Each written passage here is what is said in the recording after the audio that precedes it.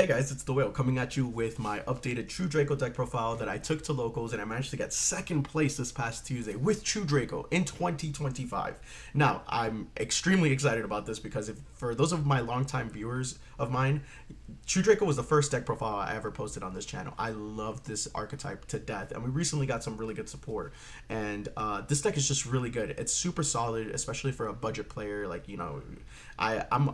I'm a full-time dad, full-time worker, work 8 to 5, so I don't really have time to riskily invest in long-term Yu-Gi-Oh! But this is fantastic. A good bang for your buck. You can make this deck in under $30 in my opinion, ladies and gentlemen. But for those of you guys that care about the deck image, it's always going to be down below. I will also be posting my rounds if I remember to do so at the end of the video. Please, the only thing I ask is to leave a like, and of course, if you guys want to communicate with me, leave a comment. I will always respond to my comments, and I love this deck. So yeah, ladies and gentlemen, let's get right to the deck profile. Enough wasting time. So of course we are rocking the one and only Masterpiece. Okay, you only need one. You can try to see if you get away with two. I was playtesting two Masterpiece in my deck, but I hate opening it. I hate opening this card. I do not like it because it is so easily searchable, and I don't realistically want to have Masterpiece in my opening board. I would rather search it or drop it in like turn 2. So the key thing, in my opinion, is I took a small break from Yu-Gi-Oh, but something that I noticed is that if you tribute a monster and you tribute a spell, very few decks can out that. Actually, not a single deck in my 4 rounds was able to out my Masterpiece if I tributed a spell and a trap, which is fantastic. This card is for sure a win more card. You don't necessarily need it to win, but man, this really solidifies your grip on the game state. So this is my priority, always turn 2, turn 3. For the actual bread and butter, we have the main players. 3 Dynamite. Ladies and gentlemen, Dynamite is arguably the best monster in the deck because the traps do so much. I actually wanted to make like a True Draco episodic series because there's so many things that you can side in. There's so many ways that you can play this deck, and I want to try them all. I love this deck. This deck is fantastic, and with the recent support and the inherent support that this deck has gotten, there's so many good cards. Trust me, guys. I know you guys are probably going to write in the comments, oh, try this card, try Monarch's Domain, try the new spell card, Soul Exchange. I've tried all of them, and trust me, they're all very good, but I think that they deserve their own spotlight. 3 Dynamite. I think that when you play this deck, ladies and gentlemen, one of the interactions that you should do is your first action should be summoning a True Draco. That way you're able to chain their effects if they activate anything. The thing about this deck also is that hand traps do very little for this deck against this deck. So one of my opponents literally opened up 4 hand traps in a starter, and all 4 hand traps did nothing. None of the Charmies did anything except obviously maybe the blue one, not Fualos, the other one, and then like an Imperm. And even then I just chained this effect, and it's so good. And then I just take over the board state like that. Speaking about Dynamite, my favorite Draco monster, 3 Ignis. I love this artwork. Ladies and gentlemen, Ignis gets you the spells, Dynamite gets you the traps, and very little to say about this. I think Ignis is a mainstay. I'm running 3, some people run 2. And for the last of the monsters, I am running 2 Amano Iwado. Ladies and gentlemen, this card is insane to break boards. This card is insane to break boards. You normal summon this card, you activate a Draco spell, use Draco spell effect to additionally tribute summon, send off the Draco spell, or set off a Draco trap that you set and tribute, and then just use the trap to keep popping, and they can't do anything. This card is so nuts. This card is cracked. Especially because like this card is good going first or second in Draco, ladies and gentlemen. That's why something like Border, unless you're going first, I wouldn't run it going second for sure. As you can notice, I am not running any Majesty. And the reason why I'm not running Majesty is because the new Draco spell, Draco Standoff, just does what Majesty does, but better in my opinion, and I feel comfortable with the 6 tributes being Dynamite and 3 Ignis. If you guys are so hell-bent on running Majesty, by all means, you can cut an Ignis and add another Majesty. I was also playing with that ratio. I just felt like I got more from 3 Ignis than I did 2 Ignis and 1 Majesty. My own honest opinion. Ladies and gentlemen, that is it for the monsters. Very low monster count because the deck is mostly spells and trap. So very good. Ladies and gentlemen, I I mean, I love this deck, so you know I had to get the highest rarity. What is this? Yeah, 3 Draco Awakening. I'm sorry, I thought it was called Draco Standoff. But 3 Draco Awakening. This card is insane. It's basically, I'm not gonna say insane, but it's basically a Rhoda. Okay, so it does what Majesty does, but better. Okay, so this lets you get any true Draco monster on activation. It lets you get any true Draco monster like Ignis, Dynamite, or Masterpiece. Okay. Also, this is a continuous speller trap, so literally, it's better than Majesty, and I think that this is also better than even Dragonic Diagram, because Dragonic Diagram, it takes a while for you to actually get resources. It's inherently kind of like an even card, while this card is always a +1.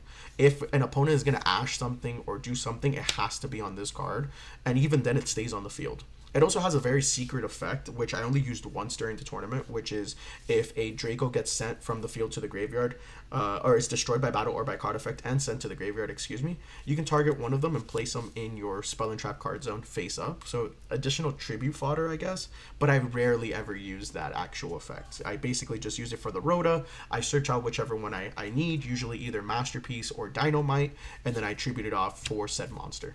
There you go. I think, to me, it's a better... I love this card. I think this card's great. Okay. Speaking about the other Draco spells, this is not a Draco spell, like a true Draco spell, ladies and gentlemen. Keep in mind. So you cannot shuffle it back with something like Disciples, and you cannot draw off it with something like Heritage. So please keep in mind. Just catch yourself with that. This is not technically a true Draco spell. So you can't set it off of Ignis or activate it or anything, okay? For the ones that you can, we're running the 3 Heritage. This is really good. This is basically draw power, okay? Now we're getting to the spells that if they're sent to the graveyard, from the field to the graveyard, then you can activate it in another chain, pop a set spell and trap card that your opponent controls. So this is really good, again, just for picking things off in the back row. This also has an additional effect, the spell cards that you can activate to immediately tribute summon true Draco monster, which is really good. And this also has an effect that for every card type, every true Draco card type that you send to the graveyard, so like if you set a trap, a monster, and a spell that is not Draco Awakening, you can draw one. Okay, so if you send like a trap and a spell, and then you activate that effect, you can then draw 2. So this deck is really reliant on draw power. A lot of their stuff is draw power. Speaking about a lot of their stuff, I'm running 2 of the Disciples. This is really good just to recycle things like Masterpiece, since you're only running 1. Your other true Draco cards, because you target 3 Draco cards in your graveyard, shuffle them into your deck, draw 1. Just really good. I think only 2 is needed. I only needed 2. For the field spell, I'm gonna get a lot of hate for this, but I genuinely think that these are the proper ratios. Please test it out. I'm running 2 Dragonic Diagram. I'm running 2. I don't think 3 is needed. I already search out what I need to search out, but this card is really good. Again, just kind of boost up your true Draco monsters. If your Masterpiece is unaffected by spells, obviously you do not get this effect, but it also protects them in battle once per battle, which is really good. Your true Draco monsters get pretty big. In place of the 3rd Dragonic Diagram, because I was running 3, but in place of it, I am running the 1 Domain of the True Monarchs. Domain of the True Monarchs. Yes, this card is insane. If you see it, this card is cracked going turn 1. I've won multiple games, literally going first and then summoning a true Draco, whichever one, sitting on like a 1 or 2 floodgates, and then this is a floodgate all on its own. Not only that, it also has a secret effect that when a tribute summon monster battles, when a tribute summon monster you control attacks an opponent's monster, it gains 800, so it becomes even bigger. So I think these are the proper ratios for pure true Draco. And of course, we technically run 4 field spells with the 1 Terraforming. I really enjoy these ratios. I see a lot of decks that run 3 Dragonic Diagram, and I'm just like, I was playing it, I didn't like it, and I don't think I'll ever like it. So 2 Dragonic Diagram, the 1 Domain for me. That's it for me. I'm trying to make this deck as consistent and competitive as possible. Ladies and gentlemen, the deck is a majority of draw power. The deck is really good at thinning out the deck, right? So I'm running 3 of the Pata Duality. You do not special summon. This card is just really, really good. Speaking about draw power, I am running 3 Upstart Goblins. Ladies and gentlemen, you can cut this for Desires, but I just did not like Desires because it made my opponent's Ash Blossoms better. Keep in mind, this deck really does not lose to hand traps. Hand traps do very little to this deck, and that's what I kind of wanted to keep going.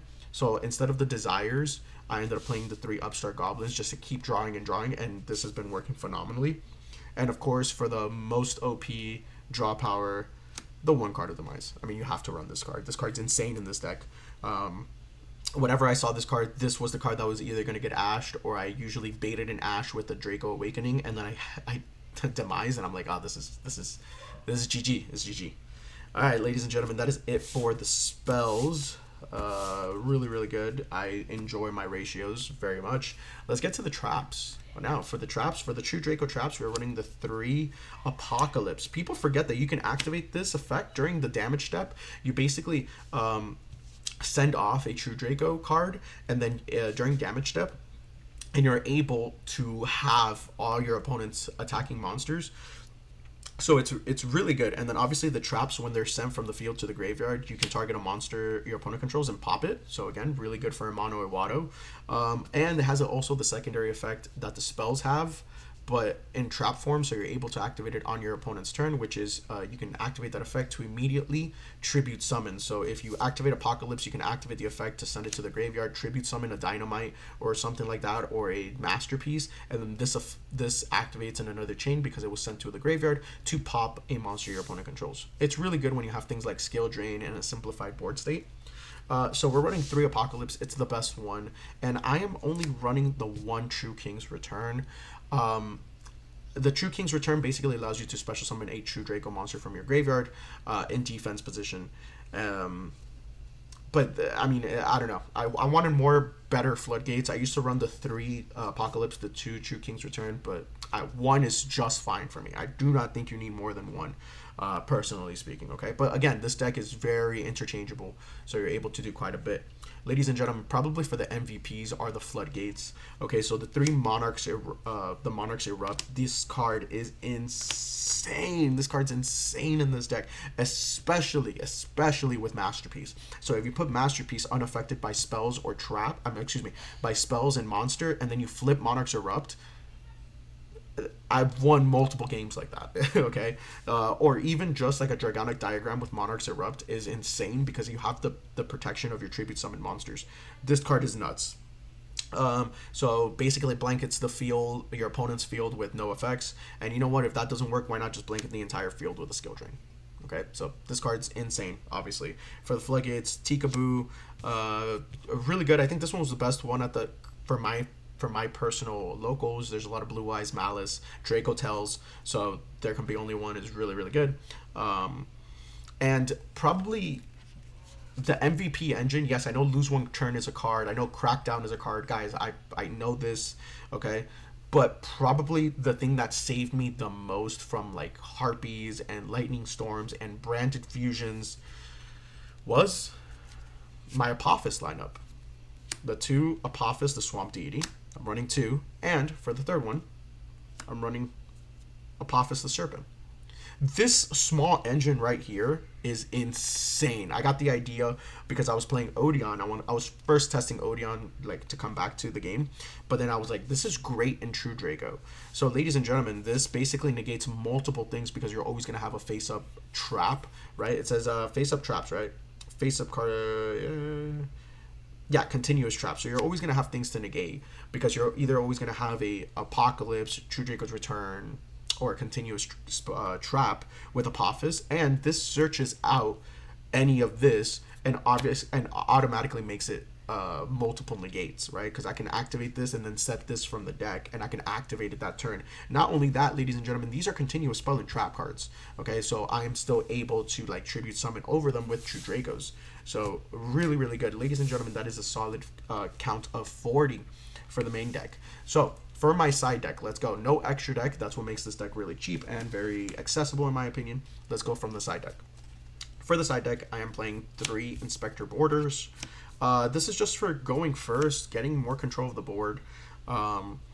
Inspector Borders is just pretty good, a pretty good overall card. I've always liked this in True Draco. There's definitely other cards that you can play, But I've always liked this in True Draco because Inspector Border needs an empty field, like an empty monster field for you to normal summon it. So you normal summon this first, and then you can activate a True Draco spell or trap like Heritage, Apocalypse, and then through their effect you can additionally tribute summon. So you tribute summon off the spell, and then you can tribute summon for a True Draco, and then have things like Monarch's Erupt set up and things like that. So I really like Inspector Border. I didn't see it as much as I would have liked to, but it was pretty good. Now, the card that I did side in a lot against Luna Lights was Lava Golem, basically. It's not Lava Golem, it's Sphere Mode. So this tributes 3 monsters. Again, pretty good. It does waste your normal summon, but ladies and gentlemen, the good part about this is that you're able to additionally normal summon with the Draco spells and traps. And this is just really good. Okay, so I three of these. It just breaks boards. All right, for the spells to like my going seconds, so Sphere Mode is going second, Inspector Border is going first, going second. Sometimes I sided in going first was Book of Eclipse. This card was really good for things like against Ryzeal and stuff like that, especially Blue Eyes. But the reason why this is good is also because your monsters that you tribute summon it, do not forget that they're tribute summoned, so you still control a tribute summoned monster. So I think that's always really cool. I don't really care about what my opponent's draws because in the end of the day, I'm going to win. 2 Lightning Storms. And then 3 Evenly Matched. This card's really good as well. And for the last card, I was playing the 1 Dragon's Mind, but I was like, why have the Dragon's Mind when I can just play the 1 Solemn Judgment? Because I forgot this card went back to 1. I forgot that this card went to 1. So, ladies and gentlemen, that is the deck. That is the solid 40 deck, 15 side. I'm probably going to make an episodic on True Draco if you're interested in that, because I know this deck kind of gets a lot of hate by being like a helmet flip deck, but I think it's very good, very intricate, and I think that with the support that it has, it's a very good contender. So if you're looking to get back into the game or looking to get into the game, this is a solid deck to really kind of go and kind of play at locals with. So hopefully you guys enjoy, and if you did, please leave a like, rate, comment, and subscribe. Ladies and gentlemen, I'll catch you guys later.